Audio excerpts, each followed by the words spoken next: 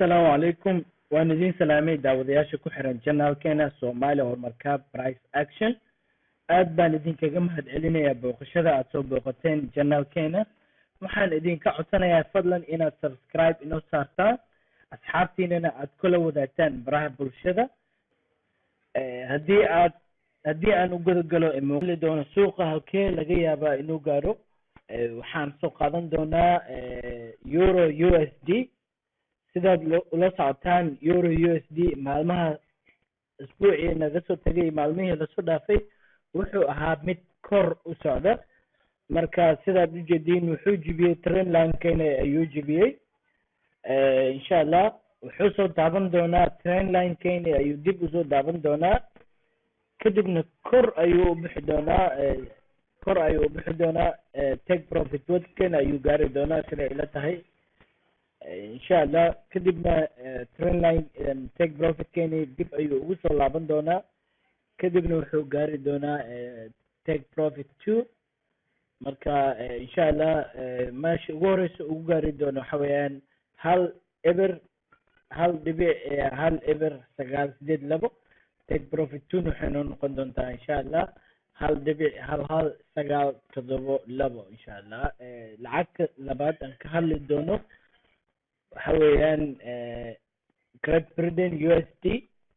sidaad loo socotaan isbuucii lasoo dhaafay Great Britain awood aad u badan ayuu yeeshay. wuxuu ahaa strong buy ayuu ahaa. wuxuu jibiyey resistance badan ayuu jibiyey. resistance-gan ayuu jibiyey, wuu sii dhaqaaqay areadan haddana wuu jibiyey. insha Allah waxaan u badin doonaa insha Allah inuu dib ugu soo laaban doono trend line-kii uu jibiyey, kadibna kor ugu sii bixi doono uu gaari doono 1.275, kadibna inuu kor usii jibin doono oo sii gaari doono insha Allah ilaa laga gaaro 1.2864. sidaa baan rajaynayaa. lacagta kale aan ka hadli doono waa Kiwi USD. New Zealand USD isagana wuxuu joogaa meel aad xasaasi u ah. waxaa laga soo celiyey weekly trend line, marka wuxuu ahaa mid kor u socdo. wuxuu jibiyey areadan ayuu jibiyey. waxaan rajaynayaa areadan hadda uu soo taabtay meel aad u wanaagsan ayuu hadda joogaa oo buy laga geli karo.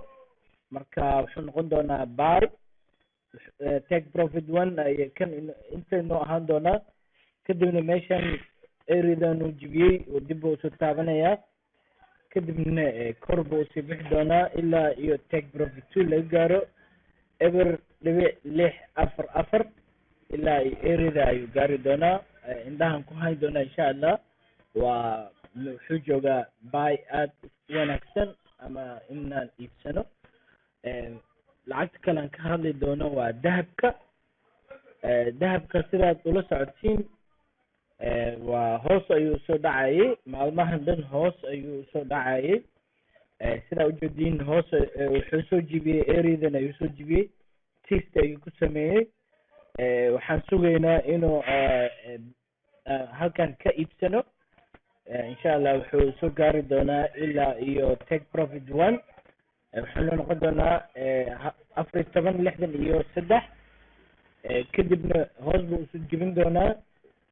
kadib markuu hoos usoo jibiyo wuu taaban doonaa ilaa iyo kasoo gaaro take profit 2 trend line-ka